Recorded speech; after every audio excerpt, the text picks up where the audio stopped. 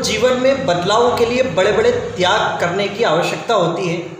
और त्याग का हमें जो प्रेरणा मिलती है वो मिलती है संतों से।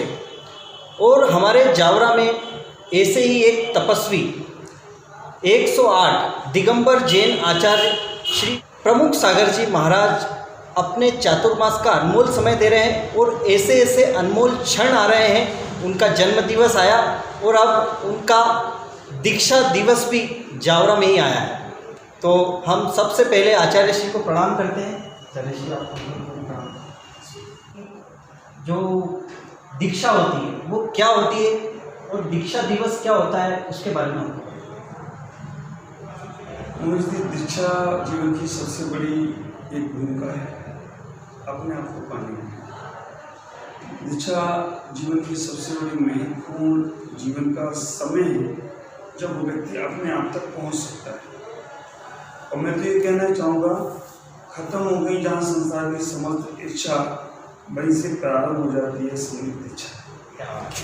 जहाँ से हमारे जीवन में लेने हम चल पड़े इच्छा, वहीं से शुरू होती है समृद्ध समाधि इच्छा।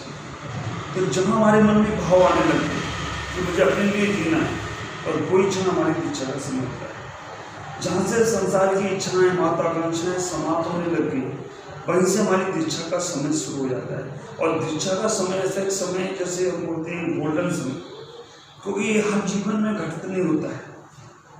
अभी हमारे भारत की पॉपुलेशन देखा जाए तो 1.25 करोड़ पॉपुलेशन है। 1 करोड़ 25 लाख 30 लाख 33 लाख यहाँ पर पॉपुलेशन में लोग रहते हैं। अगर उसमें देखा जाए तो नग्न मुनि कितने होंगे? 1% से भी कम, मुश्किल से 300-400 से ज़्यादा नग्न मुनि नहीं। नागा शब्द को मिलाए जाएं तो वो भी ज़्यादा नहीं होगा। तो इतने लोगों में केवल 1% भी अपने जीवन में अपने आत्मज्ञान की भावना नहीं पा पाए। तो हम इतना ही कहना चाहेंगे कि जहाँ अपने आप को पाने की इच्छा हो जाती शुरू होती है, वहीं से समृद्ध इच्छा प्रारंभ होती है। और जीवन में जिस व्यक्ति ने अपने आप को पाना शुरू कर दिया, तो मैं गारंटी से कह रहा हूँ, उसको पाने के लिए पूरी दुनिया उसके पीछे दौड़े तो क्या सके। जो अपने आप को पाता है उसको भी दुनिया पाने के लिए जाता है। जो अपने आप को बस में कर लेता है, बहुत से लोग हम लोगों से बोलते हैं कि महाराज कोई आप वशीकरण मत करते हैं। तो मैं उनसे एक ही बात बोलता हूँ, हम कोई वशीकरण मत नहीं करते हैं। हम तो केवल अपनी इंद्रियों को बस में करते हैं और अपने आप को बस में करते हैं। दुनिया अपने आप मेरे बस में हो जाए कोई ऐसी बात नहीं। इसलिए सबसे पहले संसार में अपनी इच्छाओं पे कंट्रोल करें, अपनी महत्वाकांक्षाओं पे कंट्रोल करें, अपनी अपेक्षाओं को कम करें, अपनी भूमिका अपने आप को पाने के लिए करें, तो वहीं से तुम्हारी समृद्ध इच्छा प्रारंभ होगी। और मुझे सौभाग्य मिला, मेरे गुरुदेव ने आचार्य भगवान ने मुझे इस योग समझा, मुझे इस योग पात्र समझा। मैंने 94 में घर छोड़ दिया था। 94 से 95 में उन्होंने मुझे चुलक दीक्षा दी। और चुलक दीक्षा लेकर 1 साल भी नहीं हुआ, उन्होंने मुझे अलग दीक्षा दी। 4 साल मैंने अलग दीक्षा में अपने जीवन साधना का व्यतीत किया। सन 2000 में जब आचार्य भगवान दिल्ली, भारत की राजधानी दिल्ली में विराजमान थे, उस वक्त उन्होंने मेरे ऊपर बहुत बड़े अनुकंपा की, बहुत बड़ा उन्होंने मेरे ऊपर जीवन में आशीर्वाद करा। सर का हाथ रखा सर पर, और उन्होंने जैसा मेरा जन्म हुआ था वैसा ही मेरी कर दिया। 2013 अक्टूबर को मेरी दीक्षा हुई और लगभग आज 20 साल मेरे 20 साल हुए जावरा वालों को सौभाग्य मिला है 20वां दीक्षा रोज मनाने का। तो मैं इतना ही कहना चाहूँगा, मेरे अंदर मेरी पात्रता देखी, योग्यता देखी, तो मुझे आज यहाँ पहुँचाया है। ऐसे गुरुदेव के चरणों में बार बार नमन करता हूँ। और इस जीवन का बहुत आनंद है, संन्यास का आनंद और कोई प्राप्त कर नहीं सकता। मैं हमेशा कहता हूँ, जहाँ जग जाती है सबकी प्यास, वहीं घटित होता है संन्यास। जहाँ सत को पाने के लिए आंखें प्यासी, वही जीवन में होता है सच्चा सन्यासी। तो हमें जीवन में सच्चा सन्यासी बनना है तो सत्य को समझने का प्रयास करो। संतावना हर कोई देगा, लेकिन सत्य हर कोई नहीं देता है। सत्य जिसने दे दिया तो वो जीवन की उनका बहुत अच्छी होगी। तो मैं अभी दीक्षा का समय आया है और मैं दीक्षा के अनुभूति को प्राप्त कर रहा हूँ। मैं अपने भक्तों से भी यही भावना रखता हूँ कि जो अनुभूति मुझे प्राप्त हुई वो मेरे भक्तों को भी मिले, वो भी अपने कल्याण का वचन। आचार्य श्री, आपने जो कहा कि इंद्रियों का संयम और दीक्षा, कई बार हम भी देखते हैं तो परिस्थितियाँ ऐसी नहीं होती कि एकदम से कुछ परिस्थितियों का हवाला दिया जाता है, कुछ जो मार्ग है कि कठिन मार्ग है इस पर नहीं चला जा सकता, तो इन सब का क्या है, इतना आसान नहीं होता है जैसा। मैं इसी में बताना चाहूँगा, मोक्ष मार्ग मजबूरी का मार्ग नहीं है, मजबूती का मार्ग है। अगर कुछ चीज़ें मजबूरी में हमने त्याग करी है तो वो हमारी मजबूती में कारण नहीं बनेगी। हमारे ऊपर तो कभी संकट आएगा तो हम छूट जाएंगे। अभी जो बहुत से लोग कहते हैं कि मैं नहीं कर सकता हूँ, मेरे पास समय नहीं है, मेरे पास ताकत नहीं है, मेरे पास हिम्मत नहीं है, मेरे पास अच्छा समय अनुकूल नहीं आ रहा है, मेरे साथ ये सारी व्यवस्थाएं लगी, मैं उन सबको कोरोना का टाइम याद दिलाना चाहता हूँ। मैं उनसे कहना चाहता हूँ कि कोरोना के समय में आप अकेले कमरे में रहे, आपने अकेले घर में काम किए, आपने अकेले साधना करी, आप जितना समय निकाले, भले ही आप मन से नहीं निकाले लेकिन तन से निकाले, तो मैं तो ये कहना चाहूँगा कोरोना ने सबको तन का सन्यासी बना दिया हो तो कोई आश्चर्य की बात नहीं। तन के सन्यासी तो बने हो, बस मन से भी बन जाओ तो वही तुम्हारे जीवन में कल्याण का कारण बनेगी। तो हमें जब आत्मकल्याण करना है, परिस्थितियाँ कैसी भी, कितनी भी परिस्थितियाँ कैसी भी हों, हम उनको अपने अनुकूल बना सकते हैं, बस मन में आना चाहिए।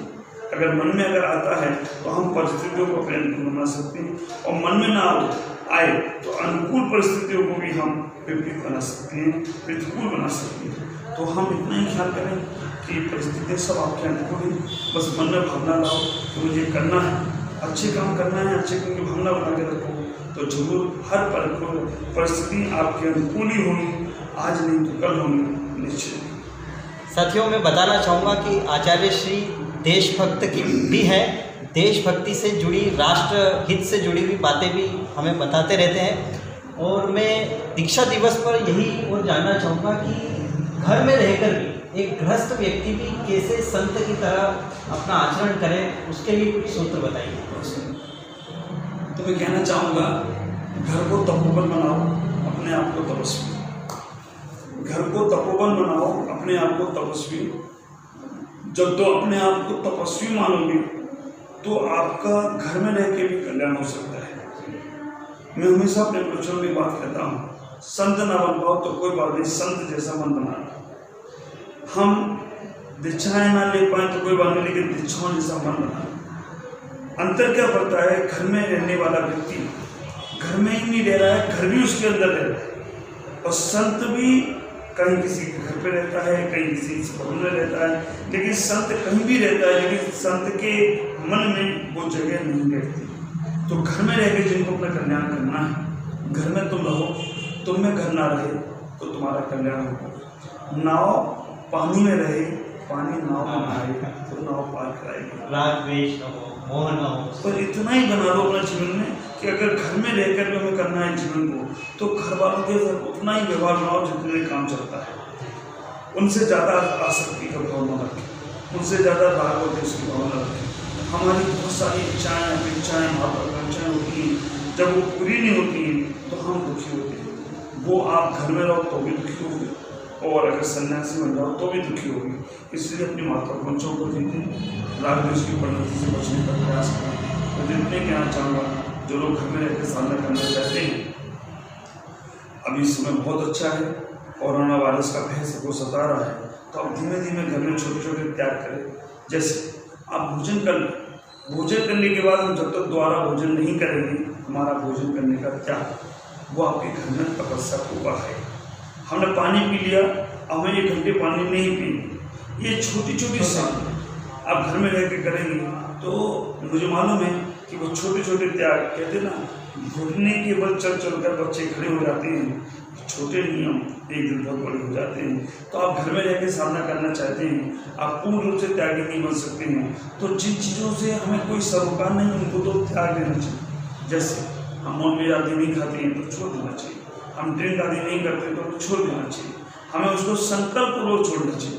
उसके उपरांत हम बहुत सी ऐसी फालतू की चीज़ें अपने जीवन में फंसा कर रखें, जिन्हें उलझा के रखें अपने आप को उनमें। जैसे हमें बहुत बड़ा आदमी बनना है, बहुत बड़ा आदमी बनने के बाद शांति मिलेगी कि नहीं मिलेगी पता नहीं।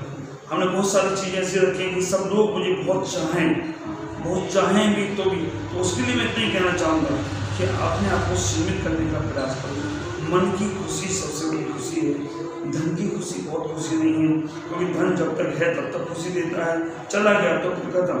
तो मन की खुशी एकदम ऐसी हुई। और मैंने आज ही एक सुबह सूत्र बोला, जो आदमी खुश रहता है अगर खुश को उल्टा करे तो सुख हो जाता है।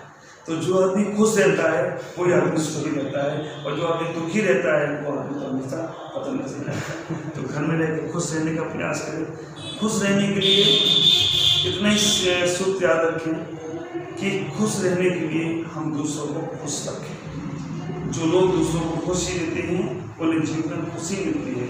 जो दूसरों को जीवन में घृणा देते हैं उन्हें घृणा मिलती है। जो दूसरों को प्रेम देते हैं उन्हें प्रेम मिलता है। नफरत देते हैं तो नफरत मिलता है। तो अगर तुम्हें प्रेम चाहिए तो प्रेम बांटना शुरू करो। अगर तुम्हें सुखी चाहिए, सुखी जीवन बनाना है तो सुखी देना प्रारंभ करो। खुशी बांटना है, खुशी पाना है तो खुशी बांटना शुरू करो। तो घर में रहते बहुत अच्छा। घर में रह के गृहस्थ संत कैसे बना जाए उसके आचार्य श्री ने हमें बहुत अच्छे अच्छे सूत्र बताए, और बहुत ही कम समय बचा है। अब धीरे धीरे समय बीतता जा रहा है, आचार्य श्री के चातुर्मास का समय बीतता जा रहा है, और हमें धर्म लाभ लेना ही चाहिए। और 20 साल का मार्ग आचार्य श्री बहुत आसान नहीं होता।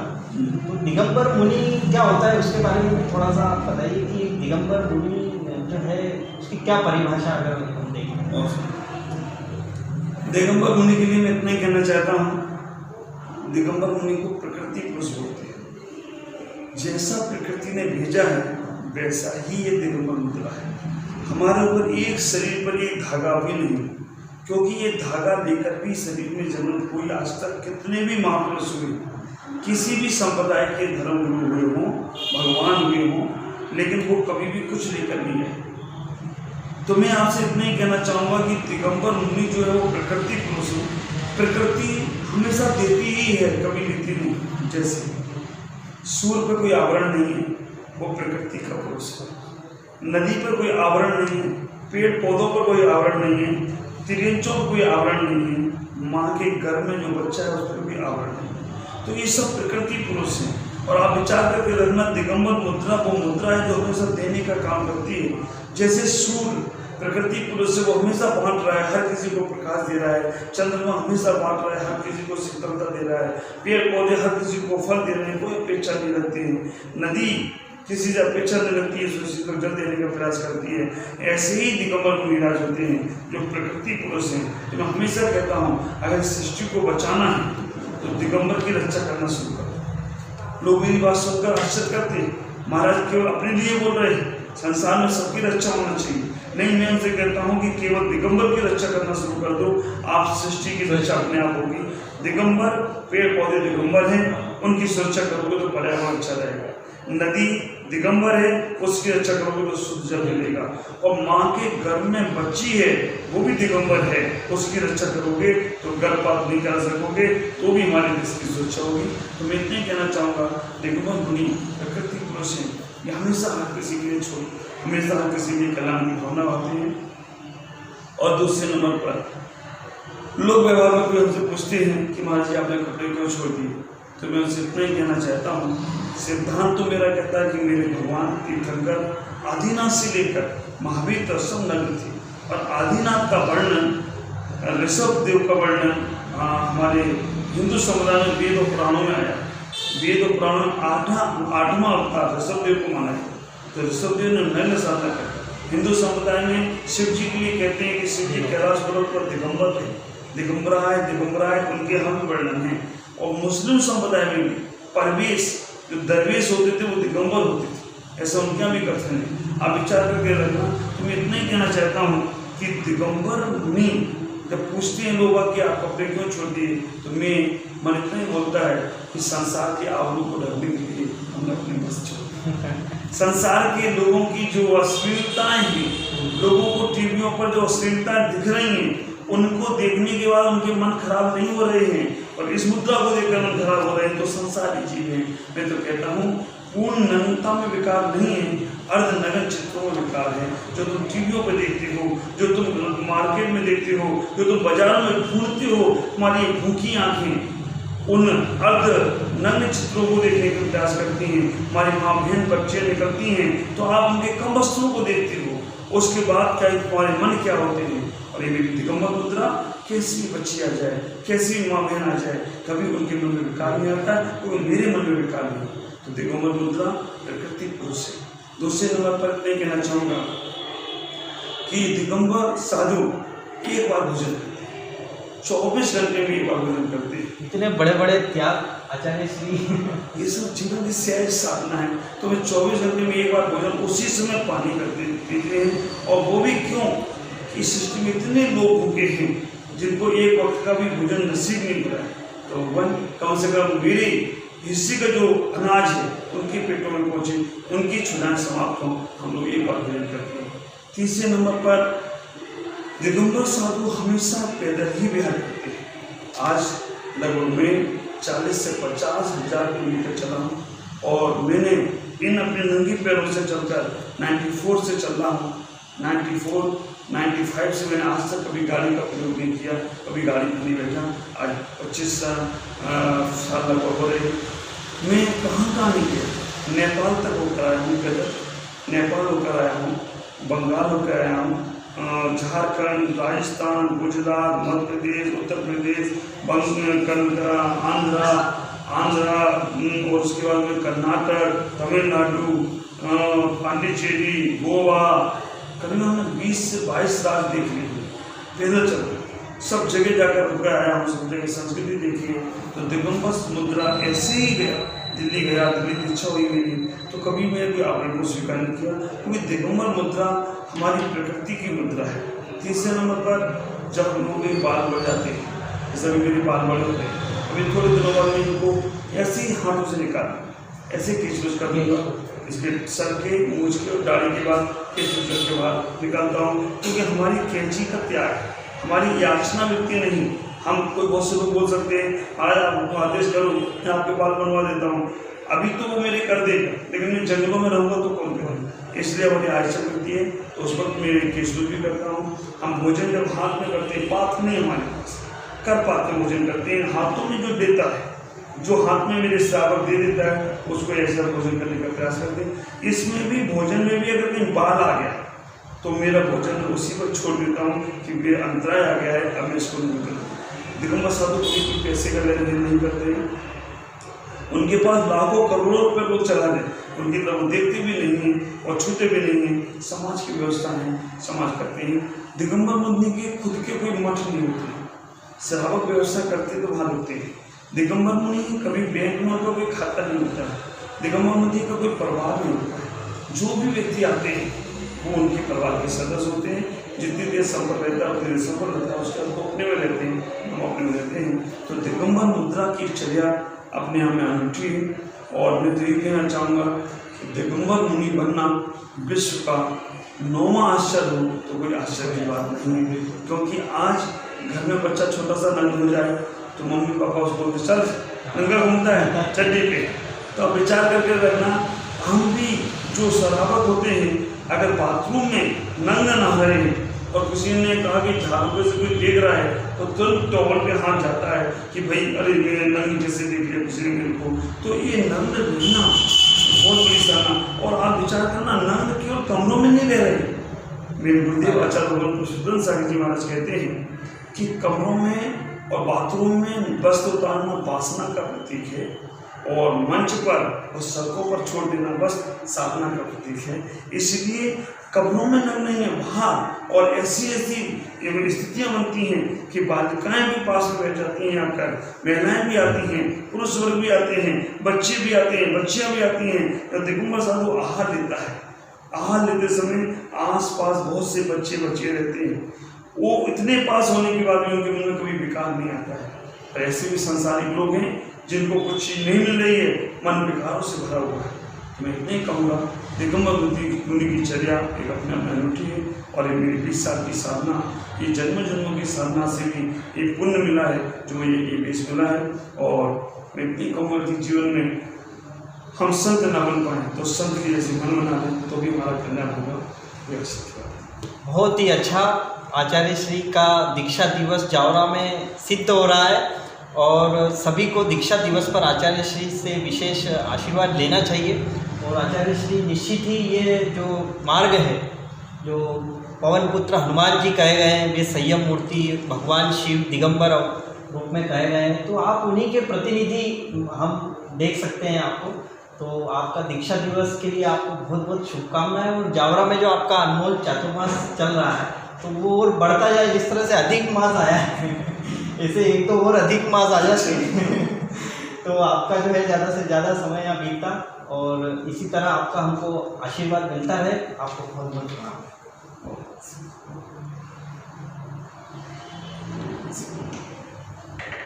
आचार्य श्री की दीक्षा दिवस पर विशेष आशीर्वाद प्राप्त करने के लिए दाहोद से श्री अंकित जी जैन और श्रीमती हेमल जी जैन भी उपस्थित हुए हैं। आइए हम उनसे कुछ संवाद करते हैं। तो आप कब से जुड़े हुए हैं आचार्य श्री से, बताइए। आचार्य श्री के साथ में हम 15 साल से जुड़े हुए हैं महाराज जी के साथ। उनका आशीर्वाद भी ऐसा था कि पहले अपने पास में कुछ भी नहीं था, महाराज जी के आशीर्वाद से आज मेरे पास सब कुछ हो गया है और मैं 15 साल से महाराज जी के साथ में हूँ। महाराज जी कोपरगांव हो, पौंडीचेरी हो, नांदेड़ हो, श्रीरामपुर हो, जहाँ पर भी हो और महाराज जी का आदेश हो कि अंकित आना ही है मेरे पास, कैसा भी काम हो छोड़ के महाराज जी के पास तैयारी में हम आ जाते हैं। बहुत अच्छा। और हेमल जी भी हमको बहुत अच्छा एक भजन सुनाने वाले हैं, कुछ आप सुनाइए, पहले कुछ बताइए आप। मैं जब से हम आचार्य श्री के दर्शन किए हैं तब से हम इनके बहुत अच्छे से भक्त हो गए हैं। मैंने कभी आचार्य श्री के मेरी शादी से पहले दर्शन नहीं किए थे।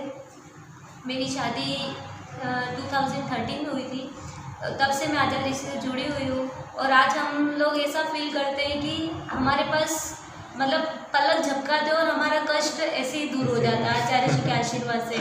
और ऐसा नहीं कि आचार्य श्री से जो जुड़े हुए हैं उन पे ही उनकी कृपा बरसती है, जो आचार्य श्री से जुड़े हुए नहीं हैं उनको भी अगर वो आशीर्वाद देते तो उनका भी कल्याण। निश्चित ही मैंने भी चमत्कार देख लिया है 3-4 दिनों में।